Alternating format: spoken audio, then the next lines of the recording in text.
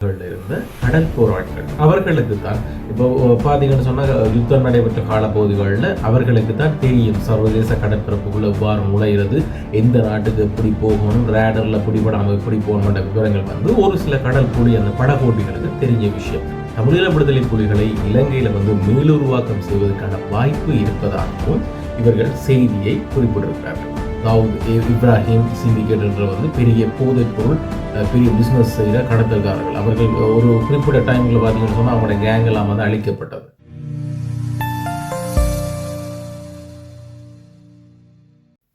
இலங்கையில் மாவீர நாள் வருதண்டாவே அல்லது இலங்கையில் அரசியலில் ஏதாவது ஒரு பெரும் மாற்றம் வேணும் என்று சொன்னால் உடனடியாக அங்கு ஓதுர மந்திரம் தமிழீழ விடுதலை புலிகள் மீள உருவாகின்றார்கள். இந்தியாவை தளமாக கொண்ட தியா தொலைக்காட்சி ஒரு செய்தியை இலங்கை அரசாங்கத்துக்கு ஒரு வார்னிங்காக முன் அறிவித்தல் அல்லது முன்னெச்சரிக்கையாக இந்த செய்தியை வெளிவிட்டிருக்கு. எப்படின்னு பார்த்தீங்கன்னு சொன்னால், இந்தியாவை பிரதானமாக கொண்ட நீங்கள் எல்லாரும் கேள்விப்பட்ட ஒரு போதை மாஃபியா, போதைப் பொருள் கடத்தல்காரர்கள் தாவூத் இப்ராஹிம் சிண்டிகேட் என்றவங்க, அவங்க வந்து இந்தியாவில் வட இந்தியாவில் பெரிய ஒரு கேங்.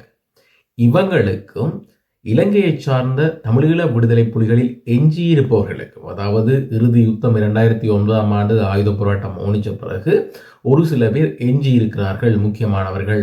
அவர்களோட டீலிங், போதைப் பொருள் தொடர்பான டீலிங் இருப்பதாகவும், ஸோ இவர்களுக்கு இடையிலான இந்த டீலிங்கின் ஊடாக இவர்கள் தமிழீழ விடுதலை புலிகளை இலங்கையில் வந்து மீளுருவாக்கம் செய்வதற்கான வாய்ப்பு இருப்பதாகவும் இவர்கள் செய்தியை குறிப்பிட்டிருக்கிறார்கள். அதாவது இந்தியாவில் பெரிய மாஃபியா அவங்க தாவூத் இப்ராஹிம் சிண்டிகேட் என்ற வந்து பெரிய போதைப் பொருள் பெரிய பிஸ்னஸ் செய்கிற கடத்தல்காரர்கள். அவர்கள் ஒரு குறிப்பிட்ட டைமில் பார்த்தீங்கன்னு சொன்னால் அவங்களோட கேங் எல்லாம் வந்து அழிக்கப்பட்டது. ஸோ தற்போது அவங்க திரும்பவும் மீளெழுவதற்காக தமிழீழ விடுதலை புலிகளில் எஞ்சியிருக்கிற இந்த போராளிகளை பயன்படுத்துவதாக இந்த தியா டிவி என்றது வந்து ஒரு செய்தியை பகிரங்கமாக வெளியிட்டிருக்கிறது, ஒரு முன்னெச்சரிக்கையாக இலங்கை அரசாங்கத்துக்கு.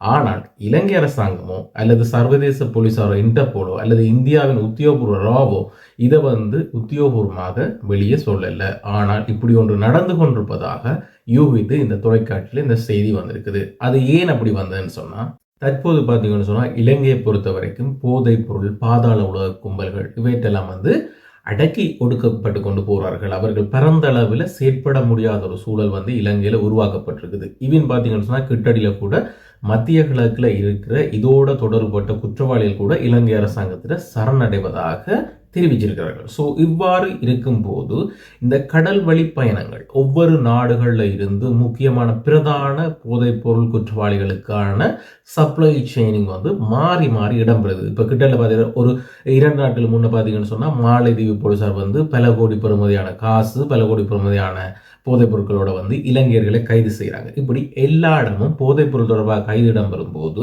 இந்த கடல் வழி பயணங்களை மாற்றி மாற்றி அமைக்கிறதுக்கான முக்கிய நபர்கள் யாருன்னு பார்த்தீங்கன்னு சொன்னால், அதாவது இலங்கையை சார்ந்த முக்கிய நபர்கள் சொன்னால் தமிழீழ விடுதலை புலிகளில் இருந்த கடல் போராளிகள். அவர்களுக்கு தான் இப்போ பார்த்தீங்கன்னு சொன்னால் யுத்தம் நடைபெற்ற காலப்பகுதிகளில் அவர்களுக்கு தான் தெரியும் சர்வதேச கடற்பரப்புக்குள்ள எவ்வாறு நுழைகிறது, எந்த நாட்டுக்கு எப்படி போகணும், ரேடரில் பிடிபடாமல் எப்படி போகணுன்ற விவரங்கள் வந்து ஒரு சில கடல் புலி அந்த படகோட்டிகளுக்கு தெரிஞ்ச விஷயம். ஸோ அவர்களை வச்சு கொண்டு தான் தற்போது இந்த தாவூத் இப்ராஹிம் அண்ட் இந்த சிண்டிகேட் என்ற குழுவினர் வந்து இந்த போதைப் பொருள் வர்த்தகத்தை வந்து சர்வதேச லெவலில் பரந்துபட்ட ரீதியில் செயற்படுத்துறதாகவும், ஸோ தமிழீழ விடுதலை புலிகள் சார்ந்து இவர்கள் செயற்படுற காரணமாக இந்த போதைப் பொருள் வர்த்தகம் வந்து இலங்கையில் முக்கியமாக நிலை கொள்வதற்கு வாய்ப்பு இருக்குது. ஸோ இதைத்தான் இந்த தியா டிவி என்றவங்க வந்து இதை யூகிச்சு ஒரு சில பல புலனாய்வு தகவல்கள் வச்சுக்கொண்டு, ஆனால் இந்தியாவோட புலனாய்வுத்துறை உத்தியோகபூர்வமாக அறிவிக்கல தமிழீழ விடுதலை புலிகள் மீள உருவாக்கம் ஆகுது, இலங்கையில் இப்படி பெரிய போதை வர்த்தகம் ஒன்று நிலை கொள்ள போகுதுன்னு சொல்லி உத்தியோகபூர்வம் அறிக்கல. ஒரு சில புலனாய்வு தகவல் வச்சுக்கொண்டு இவங்க இந்த செய்தியை தொகுத்து ஒரு முன்னெச்சரிக்கையாக இலங்கைக்கு தெரிவிச்சிருக்காங்க. ஆனால் அவங்க யூகிச்சது என்னன்னு சொன்னால், இந்த கடல் வழி பயணங்களுக்கு, அதாவது ஒவ்வொரு நாடும் போதைப்பொருள் சம்பந்தமாக இறுக்கி கொண்டு வரைக்குள்ள இந்த கடல் வழி பயணம் என்றது வந்து தமிழீழ விடுதலை புலிகள கடல் புலிகளுக்கு வந்து கைவந்த கலை.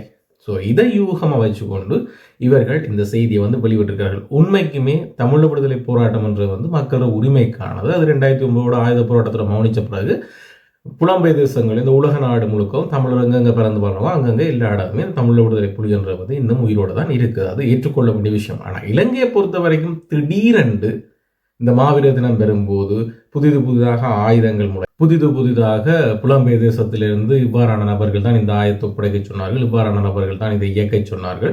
பத்தாவதுக்கு இந்தியாவோட புலனாய்வுத்துறை அறிக்கை ஒன்று வெளிவிட்டதாக புலம்பெயர் தேசத்திலிருந்து தமிழ் விடுதலை புலிகள் மீள உருவாக்குவதான கதையிலும் இருக்குது.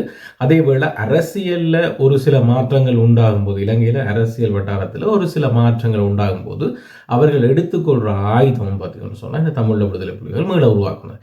இத்தனை வருடங்கள் கடந்தும் தமிழ் மக்கள் மறக்கிறாங்களோ இல்லையோ, ஆனால் சிங்கள பேரினவாதம் இதை மறக்க போற இல்லை. ஏனென்று சொன்னால் அவர்களுக்கு அரசியல்ல ஒரு ஆயுதம் ஒன்று வந்து இது தமிழர் விடுதலை புலிகள் என்ற பெயர்.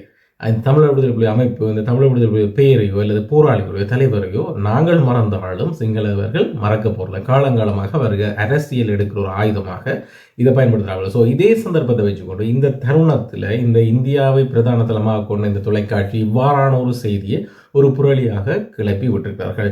ஆனால் இருந்தும் இலங்கை ரீதியாக அவர்களுக்கு கொடுக்கப்பட்ட பதில் என்னன்னு சொன்னால், தமிழீழ விடுதலை புலிகள் சார்ந்து இங்கே வந்து எந்த ஒரு இயக்கம் மீள் உருவாக்கப்படலை. அதே போல தமிழீழ விடுதலை புலிகள் சார்ந்து எந்த ஒரு விடயமும் இங்கே இடம்பெறல. அந்த அமைப்பில் ஏற்கனவே இருந்த முன்னாள் போராளிகள் அல்லது முன்னாள் அந்த அமைப்பில் இருந்தவர்கள் தற்போது தங்களோட சொந்த பணத்தேவைக்காக இவ்வாறான செயற்பாடுகளில் ஈடுபடுகின்றனர் என்ற தகவல்களை கூட இலங்கை சார்பில் வந்து தெரிவிச்சிருக்கிறாங்க. ஸோ அதுதான் உண்மைத்தன்மை. இப்போ அந்த டிவி தொலைக்காட்சி வந்து இப்போ கடல் புலிகள், கடல் வழி பாதை தெரிஞ்சவர்கள், தமிழ் விடுதலை புலிகள், இலங்கை சார்ந்து கடல் வழி சர்வதேச கடல்களுக்கு எவ்வாறு நுழையிறது, எவ்வாறு வாரது, எவ்வாறு பொருட்களை கொண்டு வர்றது எல்லாம் அவங்களுக்கு தெரிஞ்ச விஷயம். அவங்க யூகிக்கிறது சரியான விஷயம் தான். ஆனால் அது ஒரு அமைப்பை சார்ந்து அவர்கள் இவ்வாறான ஒரு குற்றச்சாட்டை முன்வைப்பு என்ற வந்து இந்த காலப்பகுதிகளில் இது சந்தேகத்திற்குரிய ஒரு விடயமாகத்தான் அங்கே பார்க்கப்படுது. ஆனால் இலங்கையை சார்ந்து அவர்கள் ஒவ்வொருவரும் தங்களுடைய பணத்தேவையினை பூர்த்தி செய்வதற்காக இவ்வாறான செயற்பாடுகளில் ஈடுபடுவார்கள். ஆனால் இலங்கை முற்றாக நிராகரிக்குது. எப்படின்னு சொன்னால், இலங்கை தான் ஒரு சர்வதேச போதைப்பொருள் வர்த்தகத்துக்கு ஒரு நிலையமாக இந்த வெளிநாடுகள் கருதுவதை வந்து தாங்கள் ஏற்றுக்கொள்ள முடியாது என்ற வகையில் தான் அவங்களோட கருத்து வந்து அங்கே இருக்குது. எது எப்படியாக இருந்தாலும் இலங்கை அரசு தற்போது இலங்கைக்குள்ள போதைப்பொருள், அதாவது மற்ற நாடுகள் எப்படி என்ன இருந்தாலும் அது அந்தந்த நாடுகள் பார்க்க வேண்டியதில்லை. ஆனால் இலங்கையை பொறுத்த வரைக்கும் இலங்கைக்குள்ள போதைப்பொருள் வர்த்தகம்ன்றது வந்து இல்லை, பூஜ்ஜியமாகணும். அதேபோல இந்த பாதாள உலக குழு கும்பல்கள் இந்த போதைப்பொருள் வர்த்தகத்துக்கு உதவி செய்வார்கள் சொல்லி எல்லாரையும் வேரோடு அழிப்பதற்கான நடவடிக்கைகளை இலங்கை அரசாங்கம் மேற்கொண்டிருக்கிறது. ஸோ இதுக்குள்ள இவ்வாறான ஒரு நாடகம் வந்திருக்கிற வந்து பொறுத்திருந்த பாபம் இன்னும் ஓரிரு நாட்களுக்குள்ள இதில் உண்மைத்தன்மை வெளியே வரும். ஆனால் இதுவரைக்கும் இந்த செய்தி வந்ததிலிருந்து இதுவரைக்கும் ஒரு சர்வதேச இன்டர்போலோ அல்லது இலங்கையோட உத்தியோகபூர்வ செய்தியிலையோ அல்லது இந்தியாவோட புலனாய்வுத்துறை செய்தியிலையோ இது உறுதிப்படுத்தப்பட்ட தகவல்களாக இன்னும் அறிவிக்கப்படலை. இது ஒரு சில புலனாய்வு தகவல்களை அடிப்படை வச்சுக்கொண்டு தமிழ் விடுதலை புலிகள் இந்த கடல் சார்ந்த அவர்களோட திறமைகள், அவர்கள் இந்த எல்லைகளை கடந்து போகுது, ரேடரில் பிடிபடா போகுது, அவரை படகோட்டிற திறமைகள், இதுகளை யூகமாக வச்சுக்கொண்டு இந்த இந்தியாவை தளமாக கொண்டு இயங்குகிற இந்த தாவூத் இப்ராஹிம் சிண்டிகேட் இந்த போதைப்பொருள் கும்பலோட தற்போது இதை கோர்த்து இவர்கள் செய்தியாக வெளியே விடுறார்கள். ஸோ ஓரிரு தினங்கள் பொறுத்திருந்து பார்ப்போம் இதில் உண்மைத்தன்மை எந்தளவு என்று சொல்லி அவர்களை வெளியே விடுவார்கள். இதெல்லாம் இந்த வருஷம் முடிஞ்ச பிறகு அப்படியே சாப்டர் க்ளோஸ் ஆயிடும். திரும்ப அடுத்த வருஷம் அக்டோபர் நவம்பர் மாதத்துக்கு திரும்பவும் விடுதலை புலிகள் மீள உருவாக்குவார்கள். ஸோ இதே மாதிரி மீண்டும் ஒரு பிரயோசனமான வீடியோ நம்ம சந்திப்போம்.